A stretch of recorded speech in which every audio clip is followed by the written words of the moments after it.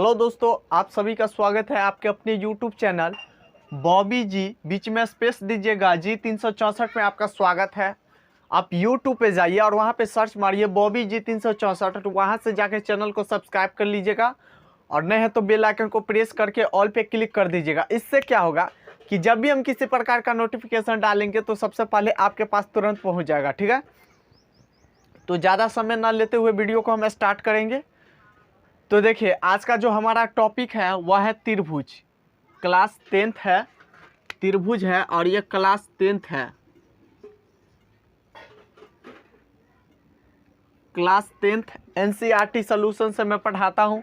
ठीक है, तो चलिए आज त्रिभुज के बारे में पूरे बेसिक से हम डिटेल्स में इसके बारे में बात करेंगे कि त्रिभुज होता क्या है, क्लास 10th में हमको क्या क्या चीज़ पढ़ना पड़ेगा, तब जाके हम 6.1 को कैसे हल करेंगे। ठीक है, तो बने रहिएगा वीडियो में। और एक रिक्वेस्ट है आपसे, अगर वीडियो अच्छी लगे तो प्लीज़ एक लाइक कर दीजिएगा। देखिए, सबसे पहले हम बात करेंगे त्रिभुज पे, यानी त्रिभुज कहते किसको है। त्रिभुज, त्रिभुज किसे कहते हैं। देखिए, तीन सरल रेखाओं से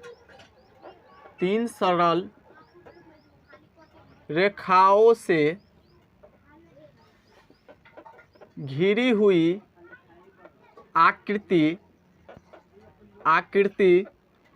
को त्रिभुज कहते हैं। ठीक है, देखिए क्या है कि तीन सरल रेखाओं से घिरी हुई आकृति को हम त्रिभुज कहते हैं। तो आप जान गए कि त्रिभुज किसे कहते हैं। देखिए, अब एक चीज़ इसमें इम्पोर्टेंट है, सरल। सरल का मतलब क्या होता है। सरल, देखिए अगर सरल का मतलब ऐसे जाने तो सरल मतलब साधारण, नॉर्मल सा। जैसे कि फॉर एग्जांपल इस पे हम ले लेते हैं कि मान लीजिए कि एक यह साधारण सा एक त्रिभुज ले लिए, एक साधारण सा त्रिभुज ले लिया और इसका नाम हम रख दिए ABC। और देखिए त्रिभुज है तो तीन कोण बनेगा, तो कोण A, कोण B और कोण C। और देखिए आप ये भी जानते हैं कि त्रिभुज के तीनों कोणों का योग 180 डिग्री होता है, यानी कोण A प्लस कोण B प्लस कोण C बराबर कितना हो जाएगा 180 डिग्री। ठीक है, 180 डिग्री। और देखिए अगर ये आपको नहीं याद है तो इसका फार्मूला भी होता है। इसका फार्मूला होता है कि n-2 और गुना 180 डिग्री। ठीक है, अब देखिए n जो है ना यह नंबर हो जाएगा, मतलब यह जो लंबाई एगो 1 2 3 तीन अनुपात है इसमें, तो क्या हो जाएगा 3 और -2 और गुना 180 डिग्री। 3 में से 2 जाएगा 1, यानी 1 को जब 180 डिग्री से गुना करेंगे तो क्या हो जाएगा 180 डिग्री। देखिए ये सब क्या होता है कि कोण निकालने में इस फार्मूला का काम आता है। आप ऐसे याद रखिएगा कि त्रिभुज के तीनों कोणों का योग 180 डिग्री होता है। ठीक है, अब देखिए क्लास 10th में जो हमको 6.1 में पढ़ना है वह पढ़ना है, इसके बाद हमको पढ़ना है कि समरूप आकृति।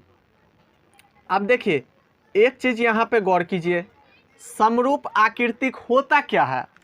समरूप आकृतिक होता क्या है। देखिए आकृतिक मतलब तो आप समझ गए कि चित्र होता है, लेकिन समरूप देखिए, अब मान लीजिए कि समरूप हम कहेंगे किसको, तो फॉर एग्जांपल इस पे देखिए, जैसे कि क्या है वृत्त है और ये भी क्या है वृत्त है दोनों वृत्त है, लेकिन आपस में बराबर है नहीं है। क्यों नहीं है, क्योंकि यह बड़ा वृत्त है और यह छोटा वृत्त है, तो यह बराबर नहीं हो सकता है, लेकिन समरूप जरूर हो सकता है। और इस चिन्ह को हम समरूप कहते हैं। ठीक है, जैसे कि मान लीजिए कि ये क्या है, एगो त्रिभुज है, ये भी त्रिभुज है, ये छोटा है, ये बड़ा है, ये छोटा है। देखिए बराबर नहीं है लेकिन आपस में समरूप है, तो क्या हो जाएगा समरूप। अब देखिए इसका कुछ नियम है, तो हम यहाँ से लिखेंगे कि समरूपता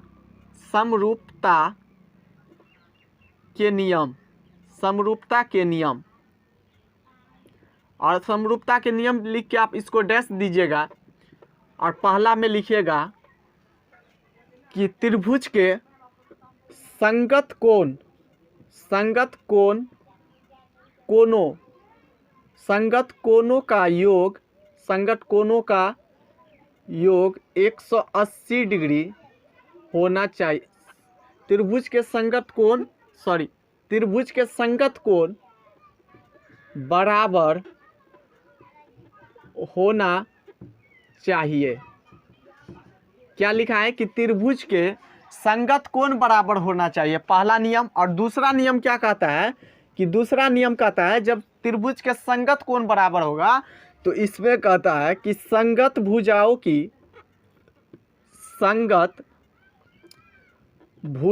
के अनुपात भी बराबर होना चाहिए। संगत भुजाओं के अनुपात भी बराबर होना चाहिए, भी बराबर होना चाहिए।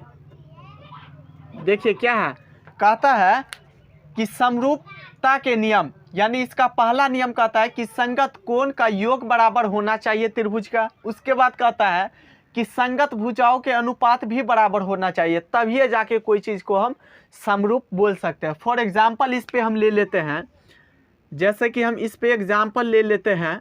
एग्जाम्पल में मान लीजिए कि ई क्या है, त्रिभुज है, और ई भी क्या है, त्रिभुज है। ठीक है, ये थोड़ा छोटा है और ये बड़ा है, लेकिन है दोनों त्रिभुज। अब इसको हम देखते हैं कि यह समरूप है कि नहीं है। ठीक है, इसको मान लेते हैं ए, और इसको मान लेते हैं बी, और इसको मान लेते हैं सी, और ये हो जाता है त्रिभुज पी, और यह क्यू, और यह आर। ठीक है, त्रिभुज पी क्यू आर। और देखिए ई कोण हम ले लेते हैं 80 डिग्री, और ई कोण ले लेते हैं 40 डिग्री, और ई कोण ले लेते हैं 60 डिग्री। इसी तरीक़ा से इसमें ले लेते हैं यह कोण 60 डिग्री, और यह कोण ले लेते हैं 40 डिग्री, और यह कोण ले लेते हैं 80 डिग्री। अब देखिए, अब जोड़िएगा तो कोण 180 डिग्री आ रहा है त्रिभुज के तीनों कोणों का योग। देखिए 40 और 60, 100 में 80 जोड़िए, कितना हो जाएगा 180, दोनों में आप देख सकते हैं। अब देखिए, अब इसको हम क्या करेंगे, देखिए मान लीजिए कि यह भुजा दिया है 2 सेंटीमीटर, और यह 3 सेंटीमीटर, और यह 4 सेंटीमीटर। ठीक है, और इधर दिया है कि ये 4 सेंटीमीटर है, और ये 6 सेंटीमीटर, और ये 8 सेंटीमीटर। ठीक है, यह भुजा हमको दिया है दोनों त्रिभुज में। तो देखिए हम क्या करेंगे, दोनों को देखते हैं कि क्या ये दोनों जो है समरूप है कि नहीं है। तो क्या बोले, पहली चीज कि संगत कोण बराबर होना चाहिए। देखिए इस त्रिभुज का ये मान लेते हैं त्रिभुज ए, और इसको मान लेते हैं त्रिभुज बी।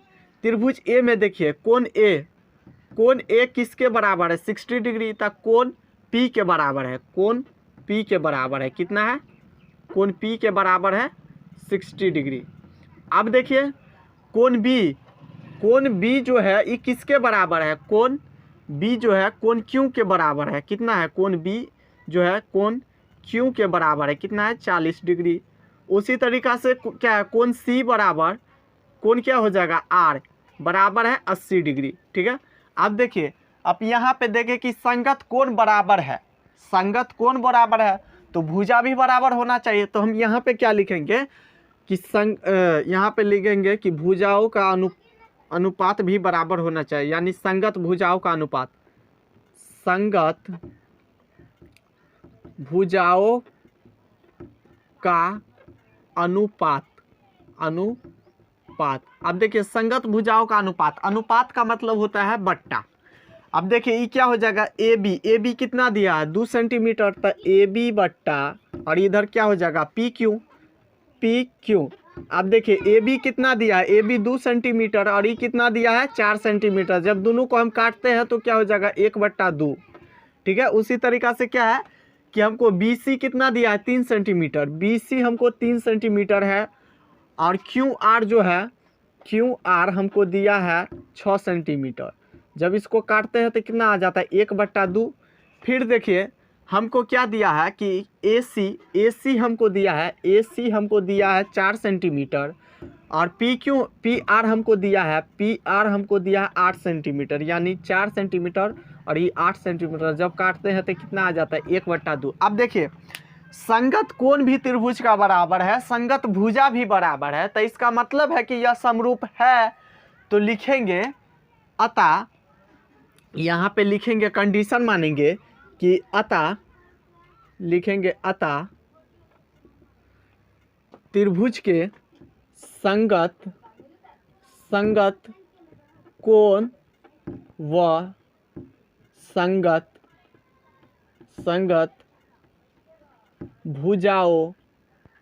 संगत भुजाओं का अनुपात भी बराबर है। इसलिए क्या लिखेंगे? इसलिए त्रिभुज ABC समरूप होगा त्रिभुज PQR, और यही प्रूव हो जाएगा। ठीक है, तो आप देख लिए कि किस तरीका से यह समरूप है कि नहीं है। ठीक है, तो आप इतना चीज लिख दीजिएगा, और समरूप आकृतिक भी समझ गए। इसका चर्चा है 6.1 में, और इस पे सवाल बनेगा, इसलिए हम इसके बारे में कुछ चर्चा किए हैं, लिख दिए हैं। आपके पास अगर बुक है तो वहाँ से भी आप नोट कर सकते हैं, अगर बुक नहीं है तो पूरा बुक का हम यहाँ पे लिख दिए हैं। ठीक है, तो आप बुक से भी पढ़ सकते हैं, और नहीं बुक है तो यहाँ से भी उतार सकते हैं। देखिए क्या कहता है, पहला कहता है कि कोष्टक में दिए शब्दों में से सही शब्द का प्रयोग करते हुए रिक्त स्थानों को भरिए। रिक्त स्थान को भरना है। देखिए क्या कहता है कि सभी वृत्त खाली स्थान होता है स्वर्गांशम या समरूप। स्वर्गांशम मतलब होता है कि जैसे कि ई भी वृत्त है, ई भी वृत्त है, दोनों बराबर उतना ही बड़ा है, तो ऐसा चिन्ह होता है बराबर, और इसको हम बोलते हैं स्वर्गांशम। मतलब ई जो है स्वर्गांशम भी हो गया और बराबर भी हो गया। ठीक है, तो देखिए सभी वृत्त बराबर होता है। देखिए मान लीजिए कि बड़ा वृत्त है, छोटा वृत्त है, कभी बराबर होगा? नहीं होगा। स्वर्गांशम हो सकता है लेकिन बराबर नहीं हो सकता है, तो क्या हो जाएगा? समरूप हो सकता है। ठीक है, उसी तरीका से देखिए क्या कहता है कि सभी वर्ग होता है समरूप या स्वर्गांशम। देखिए वर्ग है, तो ये मान लीजिए बड़ा वर्ग है, ये छोटा वर्ग ले लेते हैं हम, तो क्या यह आपस में कभी बराबर हो सकता है? नहीं हो सकता है। समरूप जरूर हो सकता है, तो क्या हो जाएगा इसमें भी? समरूप। अब देखिए तीसरा क्वेश्चन कहता है कि सभी खाली स्थान त्रिभुज समरूप होता है या समरूप होता है, और दिया कि समद्विबाहु समबाहु। देखिए समद्विबाहु का जो कोण होता है वो अलग अलग होता है, लेकिन समबाहु त्रिभुज का जो होता है तो इसमें क्या हो जाएगा कि समबाहु हो जाएगा। ठीक है, अब देखिए क्या कहता है, इसको 4 नंबर क्वेश्चन को ध्यान से पढ़िए। क्या कहता है, भुजाओं की समान संख्या वाले दो बहुभुज समरूप होते हैं यदि उनके संगत कोण क्या होना चाहिए? बराबर, और उसके बाद हो तथा उनकी संगत भुजाएं के अनुपात क्या होना चाहिए? समानुपाती, तब ये ना बराबर होगा।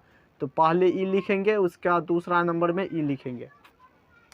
नेक्स्ट क्वेश्चन देखिए क्या कहता है दूसरा में कि निम्नलिखित युग्मों के दो भिन्न उदाहरण दीजिए। क्या कहता है कि समरूप आकृतिक। अभी ना बताया है कि मान लीजिए कि ई क्या है? त्रिभुज है, ई भी त्रिभुज है। क्या यह बराबर है? नहीं है, लेकिन क्या है? समरूप है। ई भी त्रिभुज है ना, जैसे कि क्या है? वर्ग है, और ई भी क्या है? वर्ग है। क्या आपस में बराबर है? नहीं है, समरूप है। ई छोटा है, ई बड़ा है। जैसे कि मान लीजिए ई वृत्त है, ई भी वृत्त है, क्या आपस में बराबर है? नहीं है, समरूप हो सकता है लेकिन बराबर नहीं हो सकता। अब इसमें देखिए क्या कहता है कि आकृतिक, ऐसे आकृतिक जो समरूप नहीं हो तो क्या करेंगे? मान लीजिए कि एक त्रिभुज ले लिया, एक चतुर्भुज ले लिया, क्या यह आपस में बराबर है और क्या कहते हैं समरूप है? तो नहीं है, नहीं हो सकता है। जैसे कि एक वृत्त ले लिए, एक चतुर्भुज ले लिए, क्या बराबर है? नहीं है, नहीं हो सकता है। यही उदाहरण देना था इसका। अब चलिए question number 4, 3rd number question क्या कहता है कि बताइए निम्नलिखित चतुर्भुज समरूप है या नहीं है।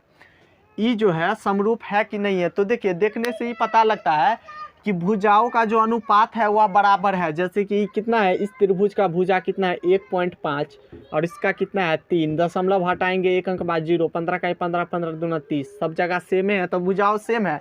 लेकिन इसका 90 डिग्री का एंगल बनता है, लेकिन इसका एंगल नहीं बनता, इसलिए कि यह समरूप नहीं हो सकता। इसका आंसर हो जाएगा नहीं। ठीक है, तो आई होप कि वीडियो अच्छी लगी हो तो प्लीज़ एक लाइक कर दीजिएगा, नहीं तो चैनल को सब्सक्राइब कर लीजिएगा। फिर मिलते हैं नेक्स्ट वीडियो में।